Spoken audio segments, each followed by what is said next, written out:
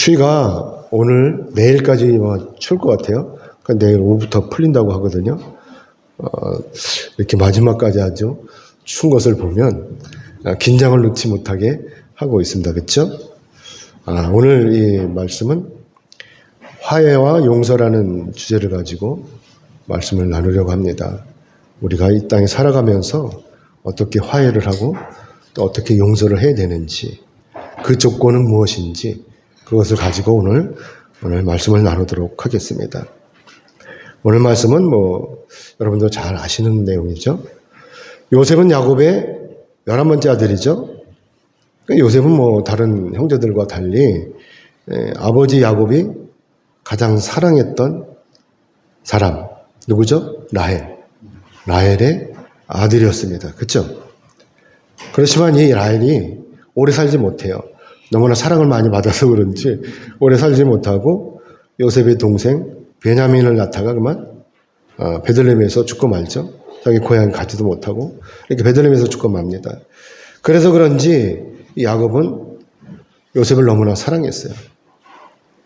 너무나 아끼는 것이었죠. 어쩌면 당연한 일인지도 몰라요. 자기가 가장 사랑하는 아내의 아들이니까 당연히 사랑하겠죠. 그렇죠? 하지만 요셉의 형들에게는 아버지의 이런 처사가 오히려 요셉을 미워하게 하는 그 요인이 되었다라고 하는 것이죠. 아시다시피 이 야곱이 요셉을 사랑할 때 그냥 평범하게 사랑한 것이 아니라고 하는 것이죠. 그 요셉에게만 유독 남달리 채색 옷을 만들어서 입혔다고 하는 것이죠. 이렇게 편애를 한 것입니다. 거기다가 결정적인 이 요인은, 요셉을 미워하게 만든 이 요인은 뭐냐면 요셉이 꿈 때문이라고 하는 것이죠.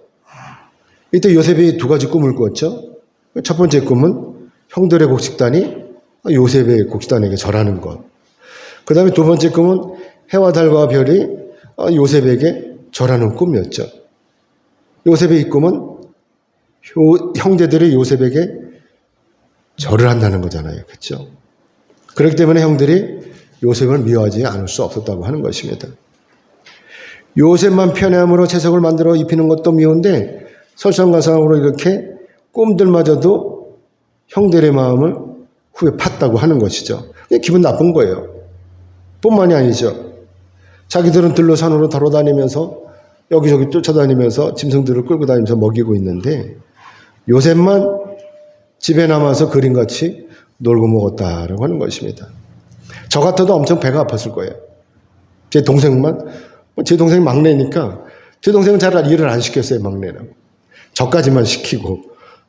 근데 억울하죠. 미운 거예요. 근데 우리 동생은 밉지 않았어요. 막내니까 안 미웠다고 하는 것입니다.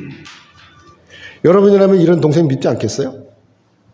그러던 차에 요셉이 자기들을 위해서 도시락을 싸들고 도단까지 찾아왔다고 하는 것입니다. 사건은 여기서 일어나는 거예요. 이런 요셉을 본 형들은요, 이때다 싶어서 요셉을 벌거벗겨요. 그래 구덩이에다 쳐박았다가 마침 미단 장사들이 오니까 거기다 팔아먹어요. 얼마에? 은 20에. 20세겔에 팔아먹었다고 하는 것입니다. 그리고 요셉의 옷에다가 짐승의 피를 잔뜩 발라가지고 이제 사나운 짐승에게 잡혀먹은 것처럼 이렇게 꾸미는 거예요. 그래가지고 아버지한테 거짓으로 보고를 했다고 하는 것입니다. 아버지는 요셉이 죽었다고 생각하고 피 묻은 피투성이 된 옷을 보니까 이건 분명히 짐승에게 물려 죽었구나. 야, 큰일 났다 이거. 우리 아들 짐승에 물려가서 완전 뼈도 못 트리고 다 아장이 났나 보다라고 이렇게 생각을 했겠죠. 실망에 빠져갖고 밤낮 울부짖었어요. 그렇지만 어쨌거나 요셉은 이미 형들에 의해서 애굽에 팔려간 뒤였다라고 하는 것입니다. 흔적조차 찾을 수 없게 된 것이죠. 자, 이렇게 형들에 의해서 억지로 애굽에 팔려온 요셉 어떻게 되었어요? 이 요셉은 이 바로 왕의 친위대장인 보디발의 노예로 팔려갔다고 하는 것입니다. 불행 중 다행일지도 몰라요. 그렇죠? 그래도 그 높은 고관 대작의 집에 팔려갔으니까 이제 보디발이 요셉을 보니까 요셉이 어떤 사람이에요? 똑똑하잖아요. 또 이쁘게 생겼잖아요. 그러니까 자기 집 총무로 삼았어요. 그래서 사람은 또 생기고 봐야 되겠죠? 그러니까 총무로 삼았습니다. 그야말로 불행 중 다행이라고 하는 것이죠. 자, 그런데 여기서 문제는 뭐죠? 보디발의 아내가 요셉을 좋아했다라고 하는 거예요. 이게 이제 사건이 생기는 것입니다. 그래서 창세기 39장 7절의 말씀 우리 같이 보겠습니다. 넘겨주세요. 같이 읽겠습니다. 시작. 그 후에 그의 주인 아내가 요셉에게 눈짓하다가 동침하기를 청하니. 그냥 좋아하는 정도가 아니라 한번 같이 자자고 그러는 거예요. 그렇죠? 아예 자기 사람으로 만들려고 하는 거예요. 눈으로만 보는 것이 아니라 아예 자기 소유로 만들려고 하는 것이죠. 이때 요셉 나이가 몇 살이었겠어요? 17에서 잡혀왔으니까 이때 뭐 몇 살이나 17, 18 이 정도밖에 더 됐겠습니까? 소년이었죠, 소년. 미성년자인지도 몰라요. 그렇죠? 그러니 요셉이 이때 얼마나 이뻤겠어요. 네? 상상만 해보세요. 하지만 요셉은 보디발의 아내의 청에 응할 수가 없는 거예요. 왜 그렇게 했어요? 요셉은 전능하신 하나님을 믿고 있었기 때문인 것입니다. 아멘이죠? 뭐 확인해 보겠어요. 넘겨주세요. 창세기 39장 9절 말씀 같이 보겠습니다. 같이 읽겠습니다. 시작. 이 집에는 나보다 큰 이가 없으며 주인이 아무것도 내게 금하지 아니하였어도 금한 것은 당신뿐이니 그런즉 내가 어찌 큰 악을 행하여 하나님께 죄를 지으리까. 요셉은 확실히 알고 있었던 것입니다. 그렇기 때문에 요셉은 이처럼 단호했다고 하는 것이죠. 자, 그런다고 해서 여자가 요셉을 포기하겠어요? 한번 눈에 들어왔는데 거기다가 요셉의 아내는 뭐예요? 보디발의 아내는 권력자의 아내잖아요. 그러니까 오히려 다 대담하게도 자기 집안의 종들을 다 내보내는 거예요. 내보내고 이제 요셉이 자기 집안의 일을 보러 들어왔을 때 그때 이제 요셉을 유혹하는 거죠. 옷자락을 잡고 유혹하는 거죠. 하지만 요셉은 어떤 사람이에요? 요셉은 강단이 있는 사람이에요. 유혹에 넘어가지 않는 것입니다. 오히려 여자의 손길을 단히 뿌리치고 뛰쳐나오는 거예요. 위 웃돌이 잡으니까 웃돌이 확 벗어버리고 뛰쳐나온 것입니다. 그러니까 여자는 어떻게 했어요? 얼마나 민망했겠어요? 그냥 앙심을 품은 거예요. 그래, 너 이놈의 자식 두고 보자. 이래 놓고서는 이제 남편 보디발에게 다 일러 바치는 거예요. 요셉이 자기를 겁탈하려고 했다고. 이 증거를 보라고. 꼭 옷을 보여주는 것이죠. 그래서 요셉이 자기 의사와 상관이 없이 이 보디발에 의해서 왕의 제수를 가두는 이 감옥에 들어가게 된 것입니다. 얼마나 억울하겠어요. 그런데 하나님께서는 또 여기서 역사를 하시는 거예요. 이 감옥 안에서도 요셉이 간수장에게 이쁘게 보이는 거예요. 그래가지고 이 감옥의 총무로 이 간수장을 돕게 되었다고 하는 것이죠. 하나님 은혜가 아니겠습니까? 요셉을 하나님을 믿으니까 하나님께서 요셉을 이렇게 도와주셨다라고 하는 것입니다. 창세기 39장 23절 말씀 같이 보겠습니다. 넘겨주세요. 같이 읽겠습니다. 시작. 간수장은 그의 손에 맡긴 것을 무엇이든지 살펴보지 아니하였으니 이는 여호와께서 요셉과 함께 하심이라. 여호와께서 그를 범사에 형통하게 하셨더라. 아멘. 사랑하는 여러분, 요셉은요 보디발에게 자처지정을 이야기해가지고 변명할 수도 있었어요. 아, 그게 아니고 저 여자가 나를 유혹했기 때문에 그런 것이다. 난 그런 사실이 없다. 이렇게 변명할 수도 있었어요. 그렇죠? 하지만 요셉은 그러지 않았어요. 왜 그랬을까요? 요셉의 마음이 넓어서 그럴까요? 자, 오늘날 우리가요 고난을 받을 때 대부분 이런 생각을 하죠. 왜 하필 나에게 이런 일이 생길 것인가? 아, 이런 생각 안 하세요? 왜 나한테 이런 일이 생겼지? 난 열심히 살았는데, 난 열심히 산 죄밖에 없는데 왜 나한테 이런 억울한 일이 생기지? 이렇게 하지 않았겠어요? 않겠어요? 여러분 어떻게 생각하세요? 여러분 고난 받으실 때 여러분 본인만 억울하다고 생각해 보신 적이 없으십니까? 아니, 여러분 아직 고난 받으신 적이 없으십니까? 자, 그러면 요셉은 이때 어떤 마음이었을까요? 요셉은요 이때 누구도 원망하지 않았어요. 물론 자기를 팔아먹은 형들을 마음속으로 원망을 했는지는 몰라요. 그렇죠? 하지만 성경에서는 이런 내용들을 언급하고 있지 않습니다. 그래서 우리는 오늘 요셉이 이때 이런 생각을 하고 있지 않았을까? 라고 감히 생각할 수가 있는 것이죠. 어떤 생각이냐? 그것은 바로 하나님께서 왜 나에게 이런 고통을 주시는 것일까? 라고 하는 생각을 하지 않겠습니까? 이런 생각을 할 수 있는 것이 바로 성숙한 신앙인의 자세라고 하는 것입니다. 왜 나한테만 이런 일이 생기는 거야? 나 억울해 죽겠어가 아니라 하나님은 나한테 이런 일을 주시면서 나한테 요구하는 것이 무엇일까? 라고 하는 이 생각을 여기까지 간다면 여러분은 진정한 그리스도인이라고 하는 것입니다. 요셉처럼 하나님 앞에 엎드려서 전능하신 하나님의 크신 뜻을 깨달아야 된다고 하는 것입니다. 그리고 하나님께서 이루어 가실 일을 기대하면서 우리가 기다리는 거예요. 하나님은 과연 이 일을 통해서 나에게 어떤 일을 하시려고 준비하고 계시는 것인가? 또 앞으로 어떤 일을 나에게 보여주실 것인가? 그러면 나는 어떻게 될 것인가? 알아가는 데까지 도달해야 된다고 하는 것입니다. 그러면 오늘 나에게 다가온 이 고난이 견디기 어려운 이 고통이 되는 것이 아니라 오히려 요셉처럼 나를 한 단계 더 성숙시키는 과정이 되어가는 것입니다. 아멘. 아시다시피 예수님께서는요, 십자가에 달려 돌아가셨어요. 예수님께서 십자가에 위에서 돌아가신 그 이유는 저와 여러분이 아시는 것처럼 오직 단 하나인 것입니다. 저와 여러분을 구원하시려고 하는 그 이유 때문이었던 것입니다. 아멘이죠? 그런데 만약에 예수님께서 십자가에 달려서 왜 나한테 이런 고난을 주시냐고 하나님 앞에 항변하면서 내려오셨다라면 어떻게 됐겠습니까? 아무 일도 없는 거예요. 우리의 구원은 없는 것입니다. 여러분 이거 믿으시죠? 예수님께서 하나님께서 이루어 가실 그 일을 생각하시고 예수님께서 순순히 순종하셨기 때문에 저와 여러분이 오늘 구원에 이룰 수가 있다라고 하는 것입니다. 아멘. 자, 그렇다면 사랑하는 여러분, 예수님께서는 하나님이시기 때문에 자신이 지신 이 십자가의 희생이 전혀 고통스럽지 않으셨습니까? 예수님께서도 우리처럼 똑같은 인간이시기 때문에 이 십자가의 희생이 고통스러우시기 때문에 겟세마네 동산에 오르셔서 밤새도록 기도하셨던 것입니다. 이 잔을 옮겨달라고. 도저히 나는 고통스러워서 이 잔을 못 받겠다고 이렇게 기도하신 것입니다. 그래서 사도 바울이 이렇게 말씀하고 있는 거예요. 빌립보서 2장 9절로 11절의 말씀을 같이 보겠습니다. 넘겨주세요.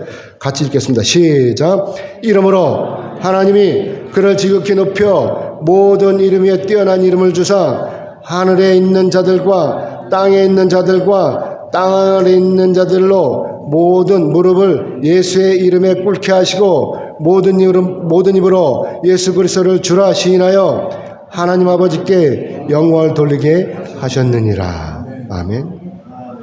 전능하신 하나님께서 예수님의 이 십자가 희생을 인정하셨기 때문에 이렇게 예수님을 높여 주신 것입니다. 그렇기 때문에 요셉의 희생이 아무런 대가가 없는 것이 아니라 하나님의 섭리가로의 가운데 이루어지는 일이기 때문에 반드시 상급이 있다라고 하는 것입니다. 아멘이죠. 오늘 우리가 예수님을 위해서 우리도 희생하고 고통을 당하면 우리도 반드시 상급이 있다라고 하는 것입니다. 아멘. 여러분들 추운데 이렇게 나오셔서 예배 드리는 건 헛고생이 아니라고 여러분 믿으시기 바랍니다. 반드시 여러분에게도 놀라운 은혜 원청이 임하실 것입니다. 그래서 요셉이 하나님의 은혜를 믿고 기다리는 것입니다. 그래서 감옥 안에서 총무가 된 요셉이 바로왕의 술 맡은 자와 떡 굽는 자의 시중을 들다가 이들의 꿈을 해몽해 주게 되었고 나중에는 바로왕의 꿈까지 해몽하게 된 것이다 하는 것입니다. 이때 바로왕이 꾼 꿈은 첫 번째 꿈이 뭐죠? 그것은 바로 아름답고 살찐 암소가 7암소가 강가에 올라와서 이 갈밭에서 이 갈잎을 뜯고 있는데 이때 흉하고 파리한 소가 그 아름답고 살찐 7소를 모두 먹어버리는 꿈이에요. 이게 첫 번째 꿈이에요. 두 번째 꿈은 무성하고 충실한 7이삭이 나오고 이어서 가늘고 동풍에 마른 7이삭이 나와서 무성하고 충실한 7이삭을 삼켜버리는 그런 꿈이었다고 하는 것입니다. 자, 이 꿈은 그야말로 일반 사람들로서는 도저히 해몽할 수가 없는 거예요. 해석할 수가 없는 거예요. 그런 해괴망측한 이런 꿈이었다라고 하는 것입니다. 그래서 잠에서 놀라 깨난 이 바로 왕이 어떻게 했어요? 이게 무슨 꿈이야? 도대체 이게 뭐야? 하면서 이제 애굽의 점수사들, 그 다음에 현인들, 이런 사람들 모두 불러와 가지고 해몽하기를 바랐습니다. 하지만 아무도 바로 왕의 이 꿈을 해몽하지 못했다고 하는 것이죠. 왜 그렇게 했어요? 예사 꿈이 아니잖아요. 하나님께서 주신 꿈을 어떻게 이 엉뚱한 사람들이 해몽을 하겠습니까?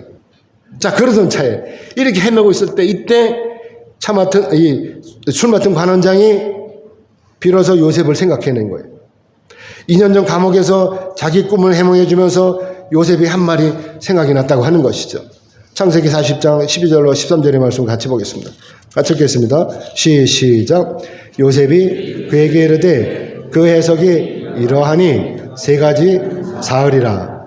지금부터 사흘 안에 바로가 당신의 머리를 들고 당신의 전직을 회복시키리니 당신이 그 전에 술 맡은 자가 되었을 때 하던 것 같이 바로의 잔을 그의 손에 드리게 되리이다. 당신이 잘 되시거든 내를 생각하고 내게 은혜를 베풀어서 내 사정을 바로에게 하려 이 집에서 나를 건져주소서. 아멘. 그리고 2년이 지났어요. 2년 동안은 술 맡은 관원장이 요셉을 생각할 수가 없었어요. 왜? 바쁘니까. 뭐 한마디로 바쁘니까 생각할 수 없었어요. 근데 이런 일이 벌어지고 난 다음에 이 요셉이 생각난 거예요. 그래서 바로 왕에게 요셉을 소개한 거예요. 자기가 2년 전에 감옥에 있을 때 나 이렇게 해몽을 해줬는데 그 해몽 때문에 내가 이렇게 나와서 당신 수종을 들고 있지 않냐라고 이렇게 한 것이죠. 그러면서 이제 이 요셉이 이제 풀려났잖아요. 그렇죠? 풀려나가고 바로왕 앞에 와갖고 이 바로왕의 꿈을 해몽해 주게 되는 것이죠. 이때 요셉의 해몽한 꿈의 내용은 바로 이런 것입니다. 창세기 41장 29절로 31절의 말씀 같이 보겠습니다. 같이 읽겠습니다. 시작. 온 애굽 땅에 7해 큰 풍년이 있겠고 후에 7해 흉년이 들므로 애굽 땅에 있던 풍년을 다 잊어버리게 되고 이 땅에 큰 기근으로 망하리니 후에 든 그 흉년이 너무 심함으로 이전 풍년을 이 땅에서 기억하지 못하게 되리이다. 아멘. 자, 이 꿈은요 그야말로 큰 재앙이 온다는 그런 꿈이에요. 그렇죠? 요셉이 이렇게 해몽을 한 거예요. 이것은 엄청나게 겁나는 꿈이라고 하는 것입니다. 그렇기 때문에 여기서 중요한 것은 뭐냐? 바로 바로왕의 이 꿈이 바로 하나님께서 주신 꿈이라고 하는 것입니다. 그래서 전능하신 하나님께서 요셉으로 하여금 이 꿈을 해몽하게 하신 것이고 그래서 장차 이 땅에 닥칠 재앙에 대비해서 대처할 수 있는 그 방법도 요셉에게 알려주셨다고 하는 것이죠. 그 방법은 뭐죠? 그 방법은 바로 큰 풍년이 든 7년 동안 애굽 온 땅을 돌아다니면서 그 수확한 곡물의 5분의 1, 즉 20%를 거두어 가지고 각 성읍의 창고에다가 드리는 거예요. 저장하는 것입니다. 그리고 가뭄이 들 때 요것을 이제 꺼내서 나눠주는 거죠. 팔아먹기도 하는 것입니다.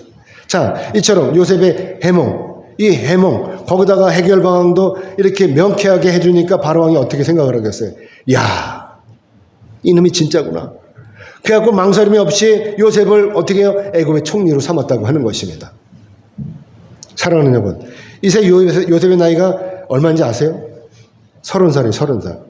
그러니까 17살쯤에 형들의 시기와 질투와 미움 속에서 애굽으로 팔려와가지고 13년 만에 드디어 애굽의 총리가 된 거예요. 물론 13년이라고 하는 이 세월이 요셉의 입장에서는요, 결국 짧은 세월이 아닌 거예요. 제가 이렇게 돌아다 보면 13년은 아무것도 아닌데 요셉으로 볼 때는 엄청나게 긴 세월이었다고 하는 것입니다. 자, 보디발의 노예로 시작을 해가지고 보디발의 가정 총무로, 그리고 이어서 왕의 감옥에서 간수장의 총무로 이렇게 사는 것, 이 결코 쉬운 일은 아닌 것이죠. 그렇죠? 여러분이라면 이러한 일을 아무렇지도 않게 살아낼 수 있습니까? 요셉은 이러한 고통의 순간을 참 잘 참고 견뎠다고 하는 것입니다. 아시다시피 요셉이 이러한 고통의 시간을 잘 견뎌낼 수 있는 그 원동력은 바로 전능하신 하나님의 신실하심을 믿었기 때문이라고 하는 것입니다. 하나님께서 분명히 자기를 구원하실 것을 믿은 것이죠. 만약에 그렇지 않다 하더라도 신실하신 요셉은 어떻겠어요? 하나님의 뜻에 순종했을 것입니다. 아니죠? 아시죠? 왜냐하면 만약에 그렇지 않더라도 하나님은 전능하시기 때문에 요셉을 천국으로 인도하실 거 아닙니까? 그렇죠? 그래서 요셉이 믿는 전능하신 그 하나님께서 이런 신실한 믿음의 소유자인 요셉을 명실공히 애굽의 총리로 세우셨다고 하는 것입니다. 전능하신 하나님을 믿은 이 요셉의 신실한 믿음이 승리한 것입니다. 애굽의 총리가 된 요셉은요, 쥐야를 막론하고 애굽을 누볐어요. 그리고 각 성읍을 돌아다니면서 곡식을 모으게 하고 이 모은 곡식을 창고에 들인 후에 이제 창고를 모두 봉인하게 되었다고 하는 것입니다. 그리고 가뭄이 오기 전에는 절대로 개방하지 못하도록 한 것이죠. 드디어 7년이란 긴 가뭄이 시작되었습니다. 그렇기 때문에 하나님께서 허락하신 이 가뭄은 이 어리석은 인간의 힘으로는 도저히 극복할 수가 없는 그런 큰 가뭄이었다고 하는 것입니다. 하나님의 생각은요, 우리와 전혀 다릅니다. 완전히 달라요. 여러분도 아시다시피 요셉이 애국으로 팔려간 이유는 요셉의 형들로부터 미움을 받았기 때문이에요. 그렇죠? 인간적인 생각으로 보면. 그래서 요셉의 입장에서 이 생각을 해보면 당연히 자기를 애국에 팔아먹은 이 형들을 미워하는 것입니다. 그리고 이 형들에게 복수하는 것이 마땅한 것입니다. 이게 인간적인 거예요. 여러분 이것을 어떻게 생각하세요? 아마도 저 같으면요, 어떻게든지 이 형들에게 복수하고 말 거예요. 여러분 안 하실지도 모르지만 저는 복수할 거예요. 아무튼 전능하신 하나님의 크신 계획에 따라 가지고 애굽을 비롯해서 온 세상에 이제 7년의 큰 풍년이 있었던 것이고 그 뒤를 이어서 어떻게 해요? 큰 흉년이 7년 동안 들게 되는 것입니다.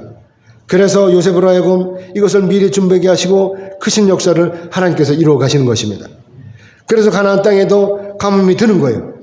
가나안 땅이라고 뭐 예외가 될 수가 없는 것이죠. 아마 그때 우리나라도 가뭄이 들었을지도 몰라요. 이렇게 살기 어렸던 거예요. 그래서 요셉의 형들이 곡식을 사러 애굽으로 달려오게 되었다고 하는 것입니다. 만약에 이러한 일이 없었다면 요셉의 형들은 절대로 애굽에 올 일이 없었던 거예요. 그렇죠? 또한 자기들이 은 20에 팔아먹은 동생 요셉과도 만날 기회가 없었던 것입니다. 그래서 요셉의 형들이 곡식을 사러 애굽에 오게 된 것이고 가뭄 때문에. 그래서 애굽의 총리가 된 요셉과 극적으로 제외할 수가 있었다고 하는 것입니다. 처음에는요, 형들이 요셉을 알아보지 못했어요. 가나안 땅에서 들로 산으로 뛰어다니면서 짐승이나 키우던 목동들이 당시 세계에서 가장 부유한 나라인 애굽의 총리를 만났어요. 그렇죠? 그러니까 감히 쳐다볼 수도 없는 거예요. 그러니까 어떻게 요셉을 자기 동생으로 알겠습니까? 어쩌다 쳐다본다고 해도 애굽의 총리가 자기들의 동생일 것이라고 하는 이 생각은 절대로 감히 상상도 할 수가 없다라고 하는 것입니다. 그래서 애굽의 총리가 된 요셉이 이런저런 방법을 가지고 이 형들을 테스트하잖아요. 그런데도 이 형들은요, 아야 소리도 못하고 그저 당할 수밖에 없는 것입니다. 그러다가 나중에 어떤 일이 벌어집니까? 44장, 창세기 44장 이하의 말씀 보면은요, 요셉이 자기의 친동생인 베냐민의 곡식자루에다가 몰래 은잔을 넣게 해요. 그리고 가나안 땅으로 돌아가는 형들을 다시 잡아오게 하는 것입니다. 그리고 베냐민의 곡식자루에서 은잔을 꺼내면서 형들을 도둑으로 모는 거예요. 그런 다음에 요셉이 이렇게 호통을 치는 것입니다. 창세기 44장 15절의 말씀을 같이 보겠습니다. 같이 읽겠습니다. 시작. 요셉이 그들에게 이르되 너희가 어찌하여 이런 일을 행하였느냐? 나 같은 사람이 점을 잘 치는 줄을 너희가 알지 못하느냐? 형들은 이때 완전히 속수무책인 거예요. 그리고 어쨌거나 어떻게 돼요? 자기들의 막내 베냐민의 곡식자루에서 은장이 나왔으니까 자기들은 꼼짝없이 할 말이 없는 거예요. 완전히 도둑이잖아요. 이렇게 확실한 물증이 나왔으니 어떻게 하겠어요? 항변을 못하는 거예요. 변명할 여지가 없는 것입니다. 그러자 이때 유다가 이렇게 나서서 고백을 하는 거예요. 유다의 이 고백을 여러분 보시기 바랍니다. 창세기 44장 16절입니다. 같이 읽겠습니다. 16절 시작. 유다가 말하되 우리가 내주께 무슨 말을 하오리까? 무슨 설명을 하오리까? 우리가 어떻게 정직함을 나타내리까? 하나님의 종들의 죄악을 찾아내셨으니 우리와 이 잔이 발견된 자가 다 내 주의 노예가 되리이다. 여기서 하나님의 종들의 죄악을 찾아내셨다라고 이렇게 고백을 하고 있는 것입니다. 자기들의 죄를 알고 있는 것이죠. 사랑하는 여러분, 요셉이 유다로부터 이 말을 들었을 때 요셉의 마음이 어땠겠습니까? 과거의 형들은 의리가 전혀 없는 그런 자들이었어요. 그래서 요셉이 자기 동생 베냐민의 곡식자루에다 은잔을 숨겼던 것이고, 그래서 다른 사람은 다 돌아가되 은잔을 숨긴 베냐민만 남으라고 한 거예요. 너희들은 다 돌아가. 이 베냐민 도둑이니까 베냐민만 남고 다 돌아가. 이렇게 했던 것입니다. 이때 형들이 어떻게 처신하는지를 살피려고 하는 것입니다. 옛날처럼 이 요셉을 팔아먹은 것처럼 그렇게 베냐민을 놔두고 저들만 쏙 가는 건 아닌지 한번 테스트 해본 것입니다. 그동안 변했는지, 아직도 의리 없는 놈들인지 이것을 살피려고 하는 것입니다. 그랬더니 어떻게 됐어요? 예전과 달라진 거예요. 유다가 나서서 적극적으로 이렇게 변명을 하는 것입니다. 창세기 44장 30절로 31절 해치겠습니다. 시작.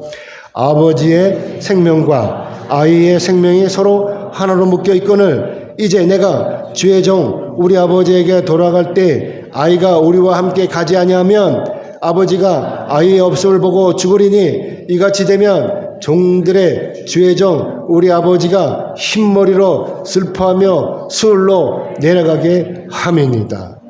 자기대로 안 가면 아버지는 죽을 수밖에 없다는 거죠. 왜? 베냐민, 살아가는 베냐민, 요셉의 동생 베냐민, 이 베냐민을 안 데려오면 우리 아버지는 죽을 수밖에 없다는 거예요.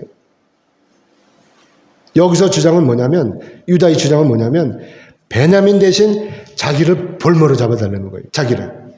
베냐민과 다른 형제들은 다 집으로 돌아가게 해달라는 거예요. 자기를 볼모로 잡고. 자, 이 얘기 들으면 유다가 나서서 자기를 볼모로 잡고 베냐민과 다른 형제들은 다 보내라 이거예요. 이 말을 요셉이 들었을 때 어떻게 했어요?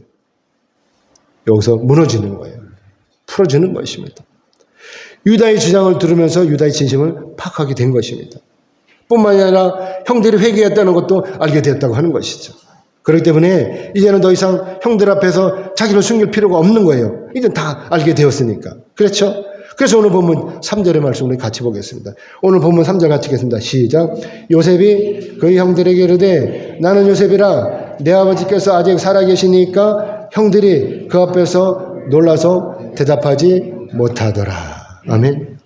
요셉으로부터 자초지종을 들은 형들은 안임함증에 홍두깨인 거예요. 그렇죠? 그야말로 지진 난 것처럼 머리에 혼동이 생기는 거예요. 은자는 훔친 죄인들의 입장에서 보면 자기들 눈앞에 서 있는 무시무시한 이 총리가 바로 자기들이 과거에 은신 20에 팔아먹은 그 동생 요셉이라니, 이것은 참으로 기가 막히는 일인 것입니다. 자, 여러분이라면 요셉의 이 말을 믿어지겠어요? 총리가 자기 동생이라는데 믿어지겠습니까?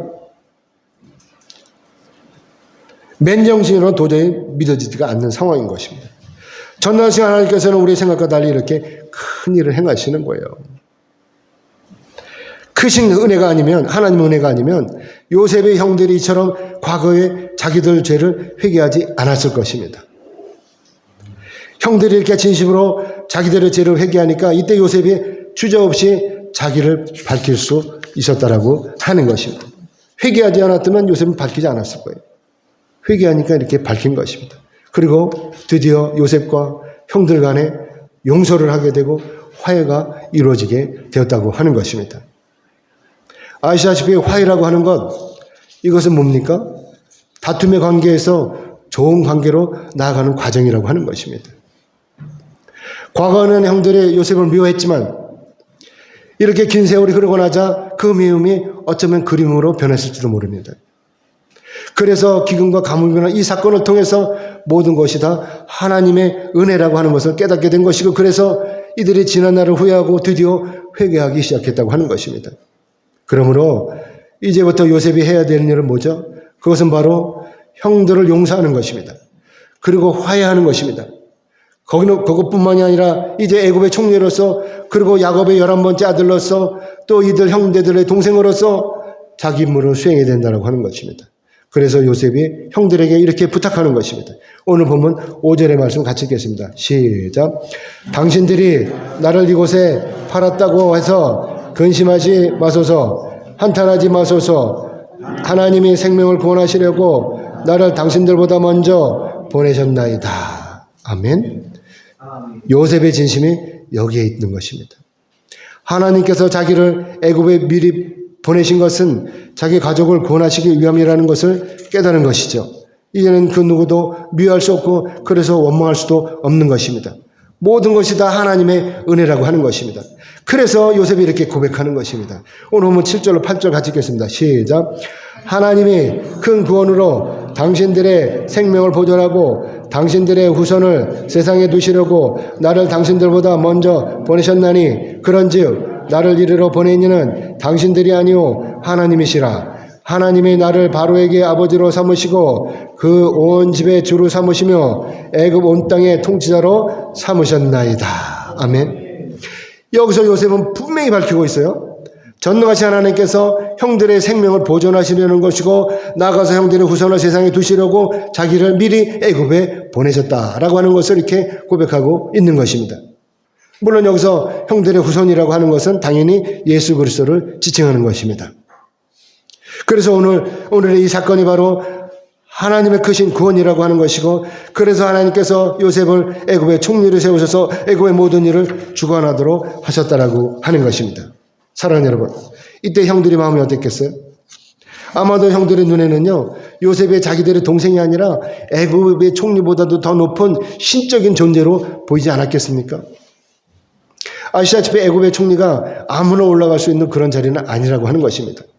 그런데 지금 자기들의 이 과거의 그 은식을 팔아먹은 그 요셉이 벌거벗은 채로 끌려가면서 살려달라고 울부짖었던 그 요셉이 이렇게 큰 사람이 될 줄은 꿈에도 몰랐던 것입니다.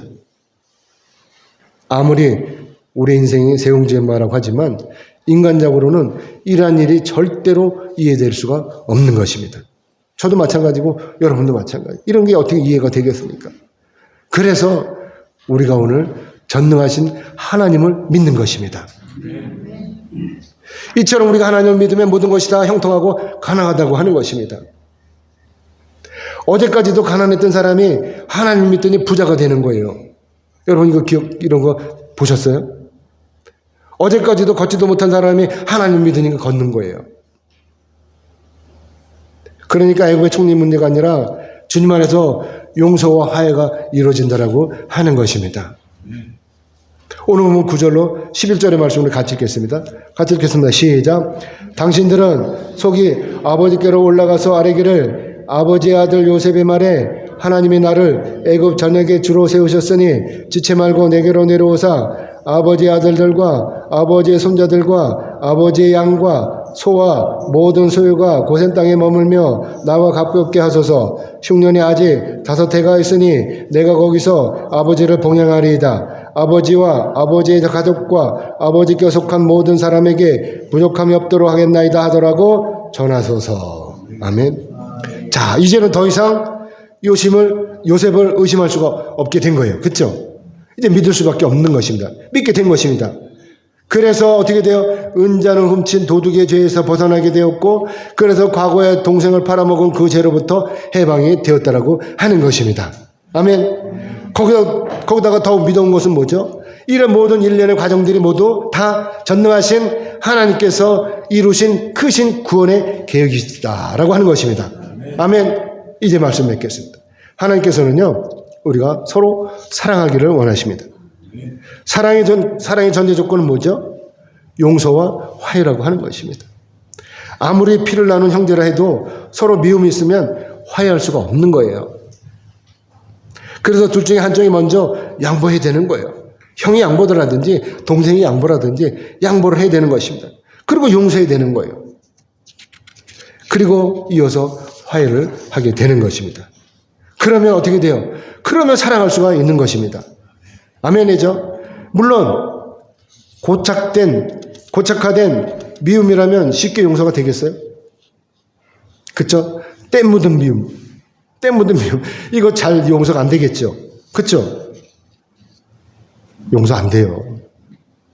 저도 경험이 있어요. 그래서 어떻게 해야 돼요? 그러니까 전능하신 하나님 앞에 엎드려서 기도해야 된다고 하는 것입니다. 내 힘으로 안 되잖아요. 내 능력으로는 도저히 안 되잖아요. 그렇죠? 그래서 전능하신 하나님 앞에 엎드려서 기도하는 것입니다. 하나님, 제가 저 사람을 용서할 수 있도록 도와주세요. 아멘? 이렇게 기도하는 거예요. 사랑하는 여러분, 만약에 여러분에게도 미운 사람이 있다면 그러면 여러분도 한번 시도해 보시기 바랍니다. 하나님께서는 완전히 전능하셔요. 조금만 전능하신 게 아니라 완전히 전능하셔요. 아멘? 그래서 하나님께서 죽은 자도 살리시는 분이시잖아요. 그렇죠? 없는 것을 있게 하시는 분이시잖아요. 말씀으로 천지를 창조하신 분이시잖아요. 아멘이죠? 그러니까 하나님은요, 못하실 일이 없는 거예요. 우리는 미워하는 것을 용서할 수 없지만 하나님은 하실 수 있도록 도와주신다라고 하는 것입니다. 그래서 우리가 전능하신 하나님 앞에 엎드려서 기도하면 그러면 전능하신 하나님께서 우리를 도우시는 것입니다. 미움이 변해서 사랑할 수 있도록 여러분을 도우실 것입니다. 아멘. 그러면 요셉의 자기 형들을 용서한 것처럼 여러분도 이제 누구든지 용서하실 수가 있다라고 하는 것입니다. 아멘. 내가 먼저 용서해야 내가 비로소 행복한 것입니다. 아멘. 그러므로 바라옵기는 여기 계신 여러분 모두도 다 용서하심으로 말미암아 이 땅에 미워하는 사람이 한 사람도 없고 늘 행복하시기를 주님의 이름으로 축복합니다. 아멘. 기도하겠습니다. 하나님.